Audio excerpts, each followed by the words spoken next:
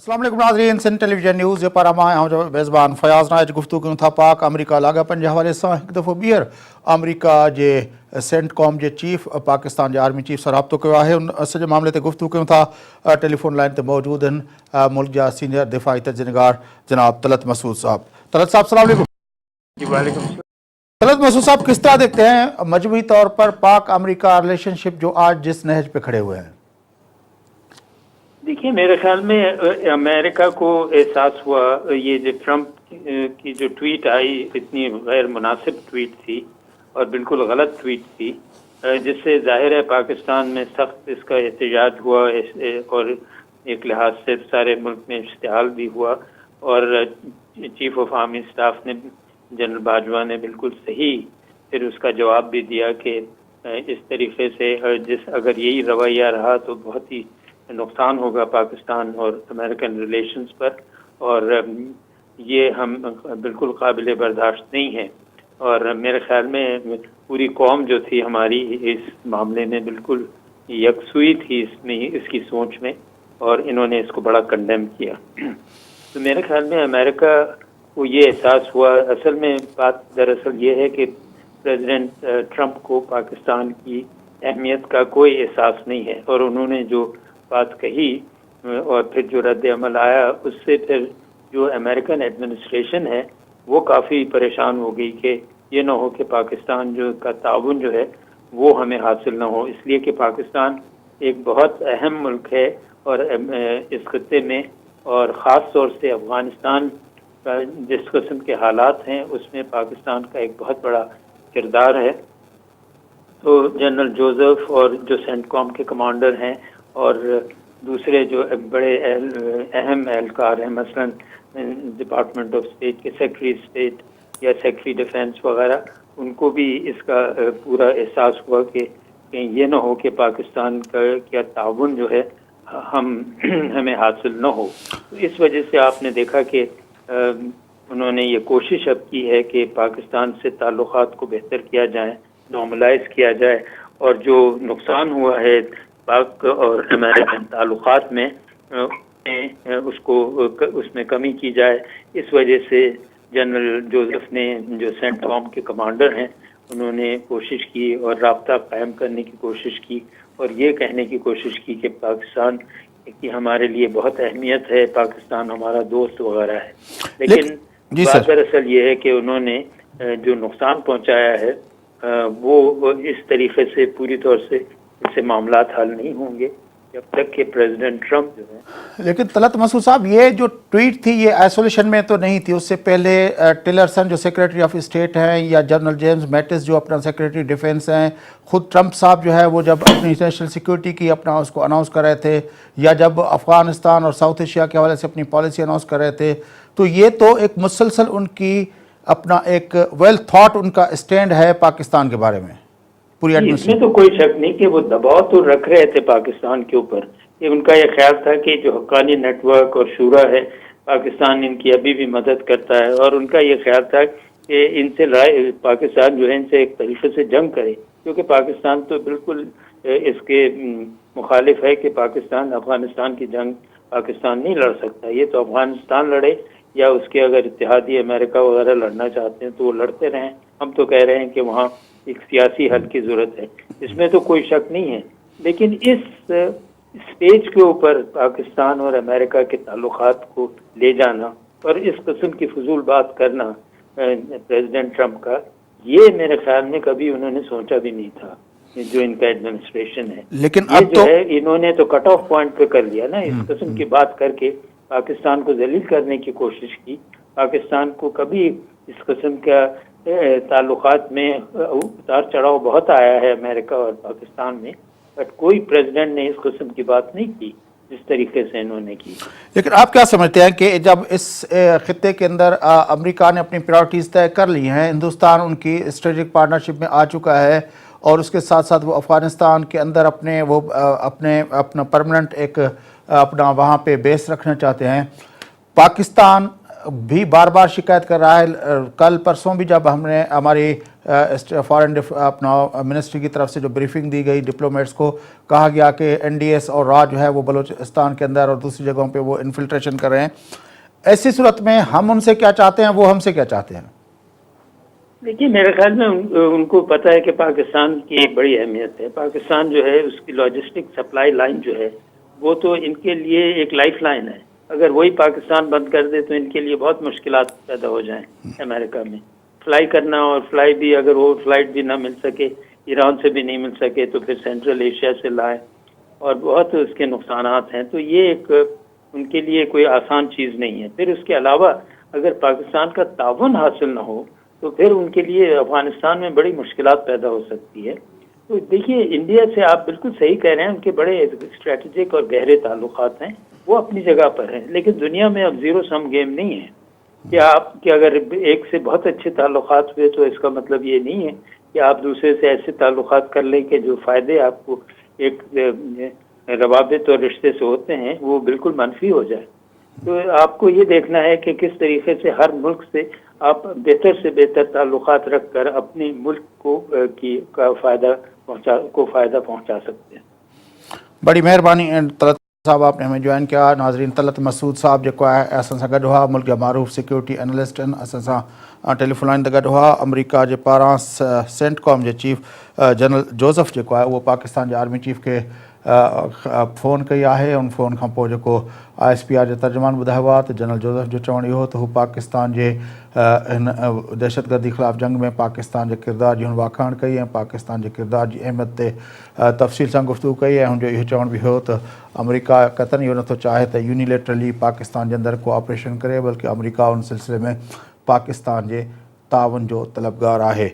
इहे ख़बरूं जेके आहिनि उहे अमरीका मां अचनि पियूं। अमरीका मां हिकिड़ी ॿी ख़बर बि जेका आहे ईरान जे हवाले सां पॉलिसी एक्सटेंशन जो मसइलो जेको आहे उहो जेको हिकु दफ़ो ॿीहर ट्रंप जी एडमिनिस्ट्रेशन खे जे मथां अची पियो आहे, छाकाणि त न्यूक्लियर डील जेका ओबामा दौर में थी हुई, जंहिंमें अमरीका खां अलावा रूस, चीन, जर्मनी, फ्रांस ऐं बर्तानिया उनजा जेके आहिनि पंहिंजो सिग्नेटरी हुआ, उहा जेका न्यूक्लियर डील ईरान सां थी हुई 2015 जे अंदरि, उन डील खां पोइ जेको आहे कुझु सैंक्शन्स जेके आहिनि उहे लिफ्ट कयूं वियूं हुयूं, सैंक्शन्स ख़तमु कयूं हुयूं ईरान जे मथां। जेके अमरीका जूं सैंक्शन्स बुश दौर खां वठी लॻल हुयूं, पर उनखां पोइ जेको सॼो सिलसिलो हलंदो आयो, ट्रंप जी एडमिनिस्ट्रेशन अचण खां पोइ उन्हनि जो ईरान जे बारे में जेको रवैयो रहियो, उन जेको आहे तमामु घणा सवाल पैदा कया। ऐं ट्रंप जो बार बार इहो चवणु हुयो त इहा जेका न्यूक्लियर डील हुई उहा दरअसल ग़लति डील हुई, अमरीका जे मफ़ादनि जो सौदो कयो ओबामा। पर हाणे जॾहिं उहा ट्रंप जे उन डील खे एक्सटेंड करण जो वक़्तु आयो आहे, अॼु ट्रंप साहिबु उनखे एक्सटेंड करे पियो, छाकाणि त उन ते न सिर्फ़ु उन जा ॿिया इतिहादी उन डील जे अंदरि जेके ॿिया स्टेक होल्डर्स हुआ, जंहिंमें चीन, रूस, जर्मनी, फ्रांस ऐं बर्तानिया, उन्हनि जे पारां बि चयो वियो आहे, ख़ुदि यूरोपीय यूनियन जे पारां बि ट्रंप खे चयो वियो आहे त हू इन डील खे जेको आहे एक्सटेंड करे, छाकाणि त इहा डील जेका आहे उहा मजमूई तौर ते हिन इलाइक़े जे लाइ ऐं मजमूई तरह ग्लोबल पीस जे लाइ तमामु ज़रूरी आहे। उन मुताबिक़ ईरान जेको आहे उन डील में चयो वियो त ईरान जेका पंहिंजे न्यूक्लियर जेके आहिनि पंहिंजो जेका उनजी जेका सहूलियत आहे, न्यूक्लियर जेको उनजो प्रोग्राम आहे, उन प्रोग्राम खे जारी रखंदो, पर उहो उनजी तहक़ीक़ात जेका आहे IAEA कंदी रहंदी, यानी इंटरनेशनल एटॉमिक एनर्जी जेका ऑर्गेनाइजेशन आहे उहा कंदी रहंदी। ऐं उनखां अलावा उनखे इहो बि चयो वियो हो त इहा जेका आहे ईरान जे पारां कॾहिं बि इन हवाले सां जेको आहे उहो उनखे मना न कई वेंदी, ऐं ईरान जेको आहे पंहिंजे प्रोग्राम खे पुरअमन न्यूक्लियर प्रोग्राम जे हथ ते रखंदो, उनखे कॾहिं बि इन लेवल ते न खणी वेंदो जो हू पंहिंजो एटमी हथियार ठाहे सघे। इहो मजमूई तरह ते उन डील जो बुनियादु हो, जंहिंजे बुनियाद ते जेको आहे काफ़ी नेगोसिएशन्स थियूं हुयूं, ख़ुदि जर्मनी, फ्रांस, चाइना, रूस ऐं बर्तानिया जे पारां ईरान सां काफ़ी नेगोसिएशन्स थी हुयूं। आख़िर में जेको आहे ओबामा एडमिनिस्ट्रेशन बि उन नेगोसिएशन जो हिसो थी हुई ऐं इहा डील 2015 में थी हुई, पर ट्रंप उन डील खे जेको आहे क़बूल करण लाइ तयारु न हुयो। हाणे जॾहिं इहा डील जो वक़्तु अची वियो आहे उनखे एक्सटेंड करण जो, ट्रंप जे मथां प्रेशर आहे, पर साॻे वक़्तु इहो फ़ैसिलो जेको आहे उहो इन हवाले सां बि इम्पॉर्टेंट आहे, छाकाणि त पूरे मिडल ईस्ट जे अंदरि जेको हिन वक़्तु सूरत हाल आहे, उन सूरत हाल में हिकु तरफ़ ट्रंप एडमिनिस्ट्रेशन सऊदी अरब सां जेका आहिनि पंहिंजा लाॻापा वधाए छॾिया आहिनि, ऐं उन सां गॾोगॾु जेको इज़राइल जे हवाले सां ऐं फ़लस्तीन जे हवाले सां ट्रंप एडमिनिस्ट्रेशन जेका पॉलिसी आहे उहा इंतिहाई एग्रेसिव ऐं नेकेड, यानी बिल्कुलु जेको आहे उघाड़े क़िस्म जी पॉलिसी सां ट्रंप जेको आहे मिडल ईस्ट जे अंदरि ऑपरेट कयो पिए, ऐं उन जहिड़े नमूने सां पंहिंजी एम्बेसी जेका हुनजी इज़राइल जे अंदरि जेका हुनजी एम्बेसी आहे उनखे यरूशलम यानी बैतुल मुक़दस में खणी वञण जी ॻाल्हि कई ऐं उनखे जेको आहे यरूशलम खे जेको आहे बैतुल मुक़दस खे हुन जेको ट्रम्प इज़राइल जो जेको आहे गादी वारो हंधु तस्लीम करण जी ॻाल्हि कई। उन ते न सिर्फ़ु रद्देमल आयो अरब मुल्कनि जे पारां रद्देमल आयो पर साॻे वक़्तु इस्लामिक और OIC जे पारां रद्देमल आयो, पर उहा जेका उन फ़ैसिले खे UN सिक्योरिटी काउंसिल में चैलेंज कयो वियो। सिक्योरिटी काउंसिल में अमरीकी एडमिनिस्ट्रेशन उनखे वीटो करे छॾियो त पोइ जनरल असेंबली में उहो बिल खणी आयो वियो ऐं तुर्की ऐं यमन जे पारां पेश कयल उन बिल में पाकिस्तान बि हिकिड़ो को जेको आहे हिकिड़े उन जी जेका करारदाद जो जेको आहे को प्रोड्यूसर हुयो ऐं उनखां पोइ उहा करारदाद जेॾी वॾी अक्सियत सां जेका आहे कामयाबु थी उन बिल्कुलु अमरीका खे वाइखो करे छॾियो, छाकाणि त अमरीका जा जेके तमामु नेटो जा जेके इतिहादियत आहिनि उन्हनि बि जेको आहे जंहिंमें ख़ुदि कैनेडा त वोट ॾियणु न आयो पर बरतानिया वोट कयो और ट्रम्प जे फ़ैसिले जे ख़िलाफ़ु, जर्मनी फ्रांस त उहे बि उन जे ख़िलाफ़ु हुया, चीन रूस बि उन जे ख़िलाफ़ु फ़ैसिलो कयो। त दुनिया जे तमामु घणनि जेको आहे इम्पॉर्टेंट मुल्कनि जेको आहे ट्रम्प जे उन फ़ैसिले जे ख़िलाफ़ु फ़ैसिलो पंहिंजो ॾिनो। हाणे उहो वक़्तु अची वियो आहे जॾहिं ट्रम्प पंहिंजी उन नाकामी खे हिकु दफ़ो ॿीहर कंटिन्यू थो करे सघे, छाकाणि त ट्रम्प जे मथां इहो प्रेशर आहे त जेको मिडल ईस्ट जे अंदरि जेका फॉरेन पॉलिसी जे हवाले सां हिकिड़ो हुन फ़ैसिलो कयो जंहिं ते हुनखे उमेदु हुई त शायदि जेको आहे नेटो ऐं उन जा ॿिया इतिहादी उन सां गॾु बीहंदा, पर को बि उन सां गॾु न बीठो। हद त इन ताईं वञी पहुती जो निकी हेली जेका अमरीका जी परमानेंट पंहिंजो रिप्रेज़ेंटेटिव आहे UN जे अंदरि गॾियल क़ौमुनि जे अंदरि, उन ते एतिरे हद ताईं धमकियूं ॾिनियूं, धमकी आमेज़ बयान ॾिना त जेके मुल्क पाकिस्तान जेके मुल्क अमरीका जे ख़िलाफ़ु वोट कनि था पिया अमरीका जी हुन ते नज़र आहे ऐं असां ॾिसूं था पिया। ट्रम्प इहो बि चयो त असां खां जेके इमदाद वठनि था मुल्क उहे असांजे ख़िलाफ़ु कीअं वोट ॾेई सघनि था। इन तरह जूं धमकियूं जेके आहिनि ॾिनियूं वियूं, पर तंहिं हूंदे बि ट्रम्प एडमिनिस्ट्रेशन खे मुकमल तरह ते उनमें नाकामी थी। तंहिं करे हिकु दफ़ो ॿीहर जेकॾहिं मिडल ईस्ट जे अंदरि ईरान जे हवाले सां जेकॾहिं ट्रम्प एडमिनिस्ट्रेशन हिकिड़ो अकेले सिर्फ़ु फ़ैसिलो करे थी, आइसोलेशनिस्ट पोज़ीशन में वञी पंहिंजो को फ़ैसिलो करे थी पई, त उन सां हिकु दफ़ो ॿीहर जेका आहे ट्रम्प जे लाइ हिकिड़ो ॿिया मसइला थींदा, फॉरेन पॉलिसी जा इशू थींदा ऐं उहो ट्रम्प हिकु दफ़ो ॿीहर अकेलाई ॾांहुं हलियो वेंदो। हिन वक़्तु जेका सूरत हाल आहे उहा इहा आहे त ट्रम्प जंहिं लेवल ते ऑपरेट कयो पिए, जेको अमरीका जेको हिकिड़े ग्लोबल लीडर जे तौर ते हिकिड़े आलमी अॻुवान जे तौर ते हुन जंहिं सां इंगेज कयो पए दुनिया खे ऐं उनखे पाण सां गॾु खणी हलण जी ॻाल्हि पए कई, हाणे उहा सूरत हाल बिल्कुलु मुख़्तलिफ़ थी वई आहे। हाणे ट्रम्प एडमिनिस्ट्रेशन जेके अकेले सिर जेके फ़ैसिला करे थी जंहिंमें उनजा यूरोपी इतिहादी बि उन सां गॾु नथा बीहनि ऐं हिन साॻी सूरत हाल जेका आहे फ़लस्तीन जे मसइले खां पोइ ईरान जे मसइले ते बि अॼु जेको आहे ट्रम्प एडमिनिस्ट्रेशन अकेली बीठी आहे।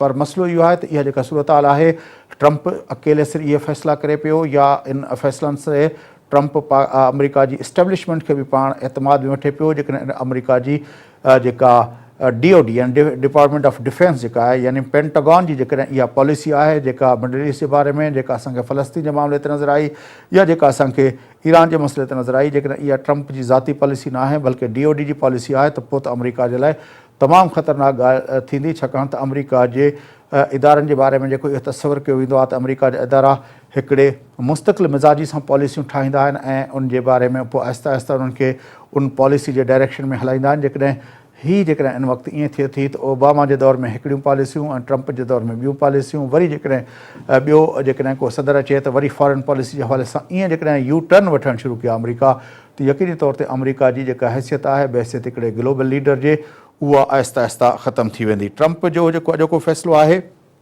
उनखे दुनिया जे अंदरि बिल्कुलु उन ते सॼी दुनिया जूं नज़रूं आहिनि त ट्रम्प उन हवाले सां कहिड़ो फ़ैसिलो करे थो, छाकाणि त ईरान जेको आहे उहो मिडल ईस्ट जो हिकिड़ो इंतिहाई अहम मुल्क आहे ऐं जंहिंजो असर रसूख़ मिडल ईस्ट जे गॾियल क़ौम पंहिंजो इन में पंहिंजो विचो भर जे अंदरि ईरान जो असरु आहिस्ता आहिस्ता तेज़ी सां वधियो आहे, छाकाणि त ईरान जेको पहिरें हिकिड़ो अकेले सिर पंहिंजो ईरान जी पोज़ीशन हुई, पर इराक़ जे अंदरि सदाम जी हुकूमत ख़तमु करण खां पोइ उते बि जेका हुकूमत आई आहे तोड़े जो उहा मजमूई तौर ते अमरीका जी इतिहादी हुकूमत आहे, पर उहा बि शिया हुकूमत आहे। उन सां गॾोगॾु हिज़बुल्ला, हमास, इस्लामिक ब्रदरहुड जहिड़ियूं ऑर्गेनाइजेशन्स जेके काफ़ी मूवमेंट्स आहिनि, पॉपुलर मूवमेंट्स आहिनि पंहिंजनि इलाइक़नि जूं, पंहिंजनि मुल्कनि जूं, उनमें बि जेको आहे ईरान जे लाइ तमामु घणी जेका पंहिंजाइप वारा रवैया आहिनि। साॻे वक़्तु जेको आहे सीरिया जे अंदरि बशर असद जी हुकूमत हुजे या जेको आहे रिबेल्स जेके आहिनि उन्हनि वटि बि जेको आहे काफ़ी रिबेल्स वटि न बल्कि बशर अल असद वटि जेको आहे ईरान जी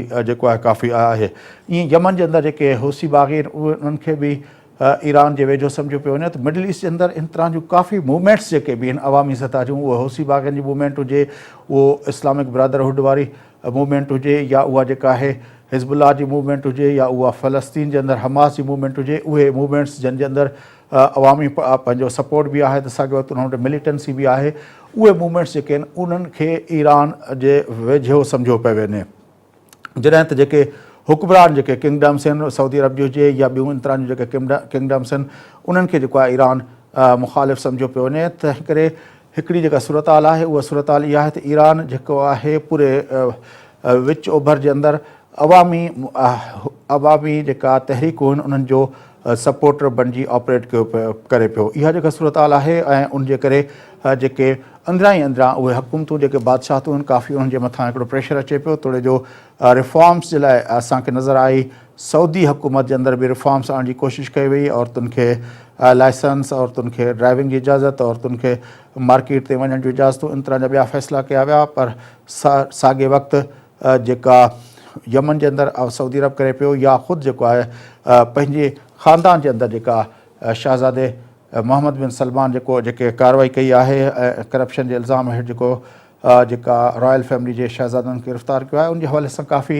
हिकिड़ो रद्द अमल हेठां खां मथी सतह ताईं सऊदी अरब जे अंदरि नज़र पियो अचे। इहे जेके मूवमेंट्स आहिनि इहे कंहिं वक़्तु बि एॾियूं ताक़तवर थी सघनि थियूं जो मिडल ईस्ट जो सॼो नक्शो जेको आहे उहो अमरीका ऐं उनजे पंहिंजो जेको इत्तेहादनि जे हथ मां निकिरी वञे। उन हवाले सां रूस जो किरदारु इंतिहाई अहम आहे, छाकाणि त सीरिया जे अंदरि जॾहिं असांखे नज़र आयो त IS यानी दाइश जेका आहे उहा तेज़ी सां वधी रही हुई ऐं अमरीका पारां दाइश जे ख़िलाफ़ु को बि क़दम न पियो खयो वियो रहंदो। जेको आहे इहो सम्झो पियो वियो त दाइश भली बशर अल असद जे ख़िलाफ़ु ऑपरेट करे, पर जॾहिं सां रूस अची उते दाइश जे मथां जेका हमला कया, उनखां पोइ जेको आहे उहा दाइश जी जेका उहा कुवत आहे उहा घटिजणु शुरू थी ऐं उनखां पोइ इराक़ तोड़े सीरिया जे अंदरि दाइश खे पोइ हिते धिकियो वियो। उनमें तमामु वॾो इम्पोर्टेंट किरदारु जेको हुयो उहो रूस जो हुयो। दाइश जे इन जेके आहिनि हिकिड़े देव ऐं रॉकास खे जेको आहे दसण में अमरीका जी ओबामा एडमिनिस्ट्रेशन तोड़े अमरीका जी ट्रंप एडमिनिस्ट्रेशन को ख़ासि ख़ातिर ख़्वाह कमु न कयो। उहो रूस जे सदर प्यूटन जेको आहे यूनिलेटरली फ़ैसिलो वठी उते इंटरवीन करे इहे समूरा मामला कया। ईअं ई जेकॾहिं अमरीका जी पॉलिसियूं रहियूं, ख़ुदि जीअं यरूशलेम जे अंदरि थियो, या जीअं पंहिंजो सीरिया जे अंदरि थियो, या जीअं हाणे ट्रंप जो जेको बुनियादी तरह जेको रवैयो हुयो ईरान ॾांहुं, उन हवाले सां अमरीका खे हिकिड़े प्रेशर आलमी सतह ते हिकिड़ो प्रेशर जेको हर वक़्तु फेस करिणो पवंदो, जंहिंजे बुनियाद ते उन्हनि खे पॉलिसियूं जेके आहिनि उहो जेकॾहिं यूनिलेटरी फ़ैसिलो करिणो पवंदो, या अकेले सिर अकेला ई में रही करे फ़ैसिला करणा पवंदा, या दुनिया सां जेको आहे पंहिंजी पॉलिसी ट्रंप खे पंहिंजी पॉलिसी रिवर्स करे दुनिया सां गॾु बीहणो पवंदो। जी नाज़रीन, प्रोग्राम जो सिलसिलो जारी रहंदो। वठूं था हिकिड़ो वक़्फ़े खां पोइ मोटी अची गुफ़्तगू कंदासूं। पाकिस्तान पीपल्स पार्टी जे चेयरमैन बिलावल भुट्टो ज़रदारी अॼु जेको सेवण जे अंदरि ख़िताबु कयो आहे, उन जे ख़िताब में जेको ख़ासि फोकस हुयो सिंध जे अंदरि हेल्थ जे सहूलियतुनि जे हवाले सां, हेल्थ जे सहूलियतुनि ते सिंध जे अंदरि 10 सालनि में का इम्प्रूवमेंट आई आहे या न, उन ते गुफ़्तगू कंदासूं। अॻूणा वफ़ाक़ी सेक्रेटरी मुल्क जा मारूफ़ टेक्नोक्रेट ऐं स्कॉलर साईं फज़ला कुरैशी साहिबु असां टेलीफोन लाइन ते मौजूदु हूंदा। अचो त उन सां गुफ़्तगू कंदासूं। पर फ़िलहालु वठूं था वक़फ़ो, वापसि अची प्रोग्राम खे अॻिते वधायूं था। असां गॾु रहिजो।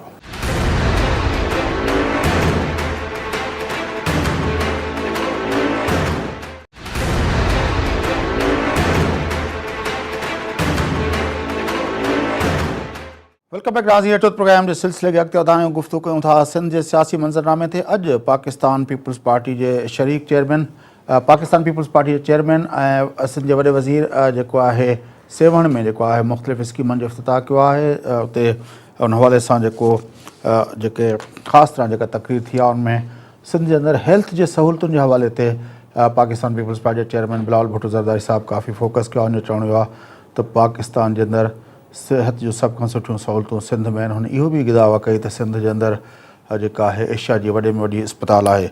सिंध जे अंदरि सिहत जे सहूलियतुनि जे हवाले सां गुफ़्तगू कयूं था। असां सां टेलीफोन लाइन ते मौजूदु आहिनि अॻूणा वफ़ाक़ी सेक्रेटरी मुल्क जा मारूफ़ टेक्नोक्रेट ऐं स्कॉलर साईं फज़ला कुरैशी साहिबु। अचो त हुन सां गुफ़्तगू। कुरैशी साहिबु सलाम अलैकुम। वालेकुम सलाम। कुरैशी साहिबु, कीअं था ॾिसो जेको बिलावल भुट्टो ज़रदारी साहिबु क्लेम थो करे त सिंध जे अंदरि सिहत जे सहूलियतुनि में 10 सालनि में काफ़ी इम्प्रूवमेंट आई आहे, तव्हां कीअं था ॾिसो हिन दावा खे? ॾिसो, ॻाल्हि इहा आहे त अवाम खे छा मिलियो आहे सिहत जे लिहाज़ पोइ तव्हां ॾिसंदो त अवाम जे लिहाज़ सिहत कहिड़ी बीठी आहे। हिन वक़्तु जेके बि शोकेस प्रोजेक्ट्स जंहिंखे असां चवंदा आहियूं, जीअं पंजाब में ऑरेंज लाइन आहे, कि हे जेके NCBID जा जेके शोकेस प्रोजेक्ट्स आहिनि हिन जिते किथे शुरू कया आहिनि, इन जी कारकर्दगी, इन्हनि जी डिलीवरी, इन्हनि जी डिमांड अञा ताईं इन ते का सर्वे का ख़बर कोन आई आहे। रुगो इफ़्तिताह पिया थियनि, गुज़िरियल 6 महीननि मुंहिंजे ख़्याल में 6 सेंटरनि जो इफ़्तिताह थी चुको आहे। इन जी लागत कहिड़ी आहे, इन जा कहिड़ा बेनिफिशरीज़ थींदा, उहा ॻाल्हि ते हिन वक़्तु मां कमेंट कोन करे सघंदुसि, पर आउं हिननि खे शोकेस प्रोजेक्ट चवां थो। ॿियूं जेके हिननि कुझु 1-2 हॉस्पिटल्स ठारायूं आहिनि, ते बि अञा बिल्डिंग्स वग़ैरह ठहियूं आहिनि। हेल्थ डिलीवरी जो जेको सिस्टम आहे सो तमामु सिंध में पुअर आहे। जंहिंजा स्टेटिस्टिक्स तव्हां ॾिसंदो त हिन वक़्तु सिंध में जेके वर्टिकल प्रोग्राम्स आहिनि, ख़ुसूसन जेको HIV एड्स सां मिसाल जे तौर ते हुनखे मर्कज़ हुकूमत बि ॾिसे थी, सिंध बि ॾिसे थो। घणे में घणो इंसिडेंट जेको आहे, जो पर कैपिटा पॉपुलेशन ॾिसंदो सिंध में मैक्सिमम आहे, हुन में वरी लाड़काणो ज़िलो सभ खां पहिरें नंबर ते आहे। जेकॾहिं तव्हां कारी कामण ॾिसंदो त पर कैपिटा हिसाब सां त पर 100 माण्हुनि में घणा माण्हू कामण में आहिनि, या पर 1000 ते सिंध में मैक्सिमम आहे, अधु सिंध कामण में वरितल आहे।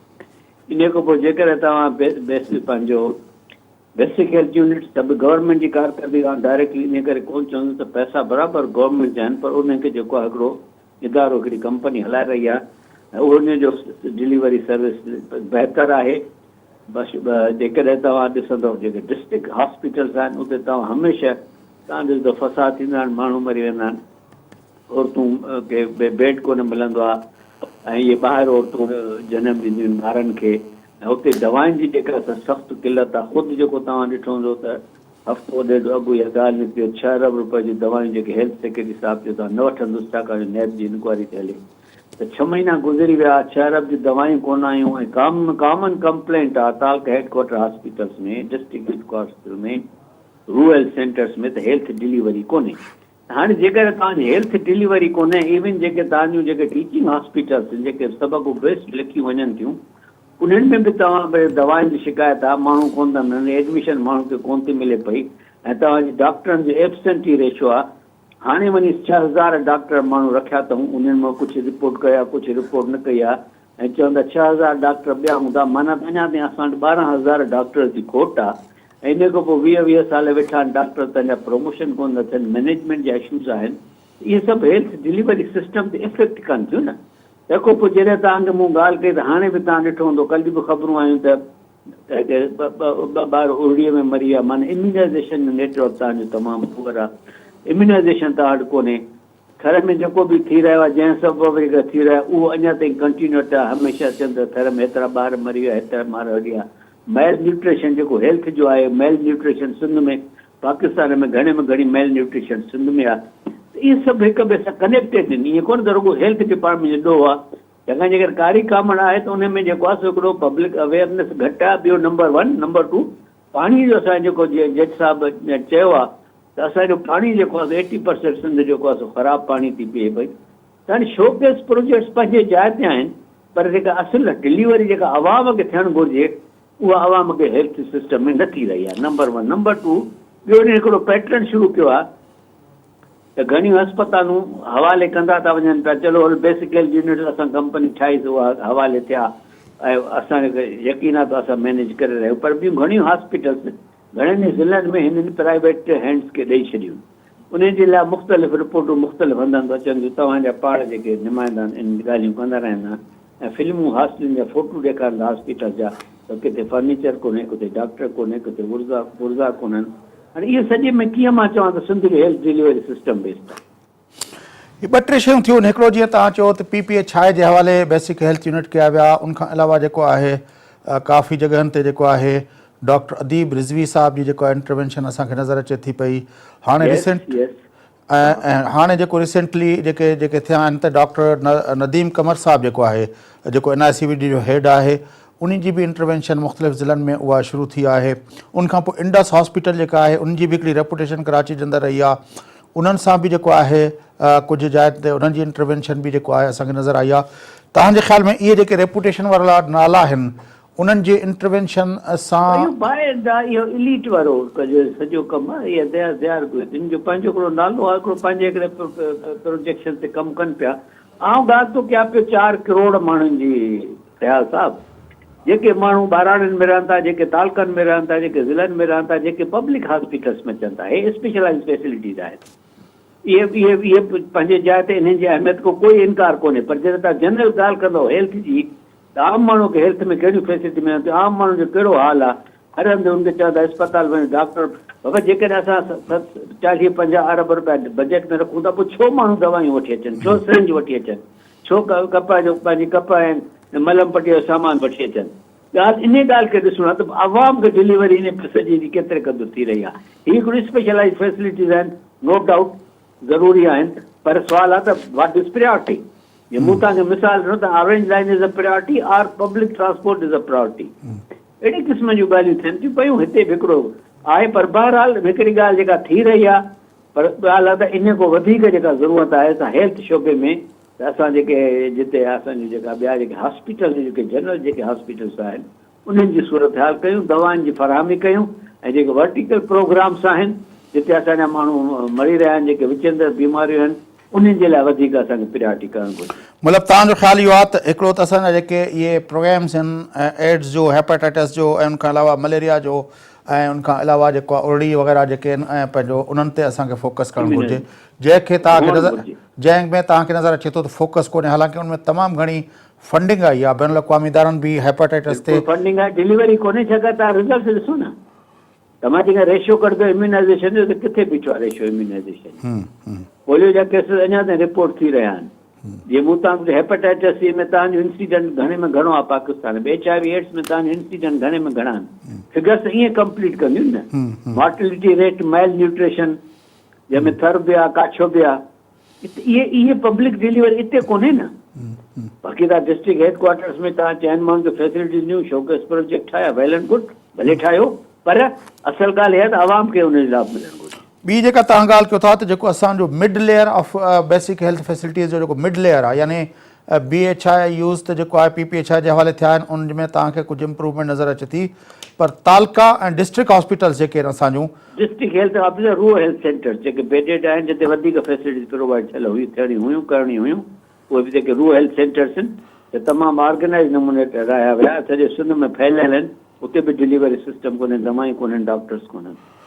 त इहे टे जेके आहिनि rural health centres, तालका headquarter hospitals ऐं डिस्ट्रिक्ट हॉस्पिटल्स, ऐं certain case teaching hospital. Teaching hospital जेको आहे टॉप जो आहे, जिते घणे में घणा प्रोफेसर वग़ैरह आहिनि, उते बि जेका आहे शिकायत आहे माण्हुनि खे त दवायूं कोन थियूं मिलनि। तव्हां लाड़कानो ॾिसो, लाड़काने में टीचिंग हॉस्पिटल आहे, उते शिकायत आहे। नवाबशाह में ॾिसो, उते शिकायत आहे।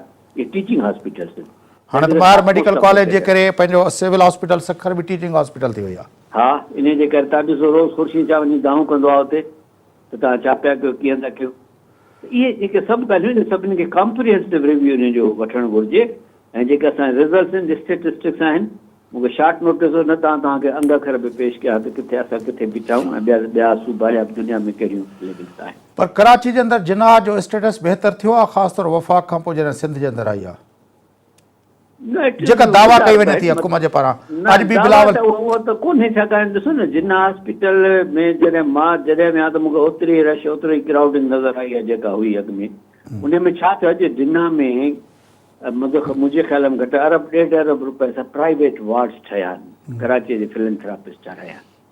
उहा गवर्नमेंट यूनिवर्सिटी कोन्हे, न फेडरल गवर्नमेंट या सूबाई हुकूमत जी। उन्हनि फैसिलिटीज़ लाइ उहे पैसा बि ॾियनि था। उते बाक़ाइदे मूंखे नाला यादि न अथव, तव्हां वञी ॾिसंदव, नयूं नयूं बिल्डिंग्स, नवां वार्ड्स ठहियल आहिनि, जेके प्राइवेट फिलेंथ्रापिस्ट कराची जा ठाराइनि था पिया। तमामु सुठी ॻाल्हि आहे, उहे मेंटेन थी रहिया आहिनि। ऐं बाक़ी हाणे जिना जेको आहे सो गॾो इहो वरी पोइ हाणे यूनिवर्सिटी थी वियो आहे, उन सां गॾोगॾु उते वरी कॉलेज सां गॾु पंहिंजो हिकिड़ो ॿिया बि स्पेशलाइज़ फैसिलिटीज़ आहिनि। ऐं ठीकु आहे, मतिलबु आहे त जिना जी इम्प्रूवमेंट त कोन्हे, पर उहो जिना ठीकु हली रही आहे बाय एंड लार्ज। मूंखे अहिड़ी का वधीक कंप्लेंट या वधीक मां उते न ॾिठो आहे।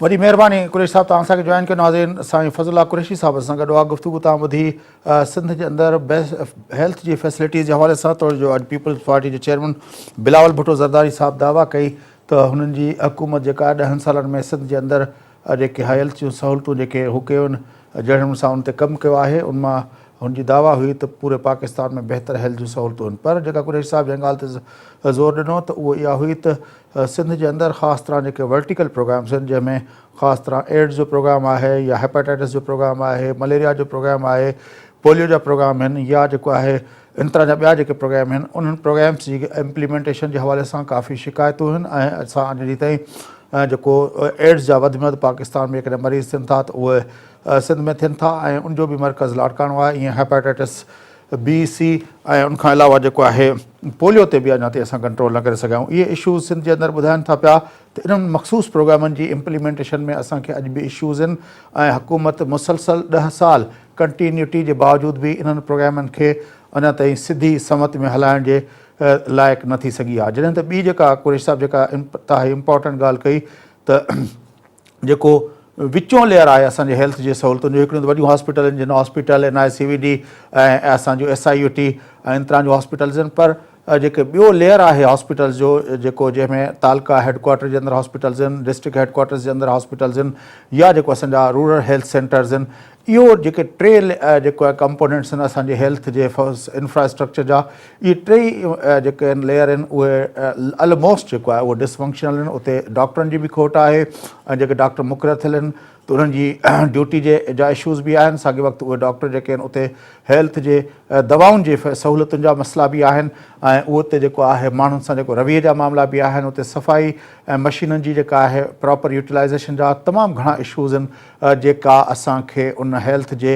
इन्हनि टिनी जेके पंहिंजो इंफ्रास्ट्रक्चर इन्हनि टिनी कंपोनेंट्स यानी district headquarter hospitals, तालका headquarter hospitals ऐं रूरल हेल्थ सेंटर, इन्हनि ते असांखे फोकस करिणो पवंदो, जेको बदकिस्मती सां पीपुल्स पार्टी जी हुकूमत 10 साल मुसलसल हुकूमत करण जे बावजूदि बि इहे टई कंपोनेंट अञा ताईं फंक्शनल न करे सघी आहे। नाज़रीन, इन सां गॾु प्रोग्राम जो वक़्तु पूरो थिए थो। पंहिंजे मेज़बान फयाज़ रशीद इजाज़त सदाईं गॾु।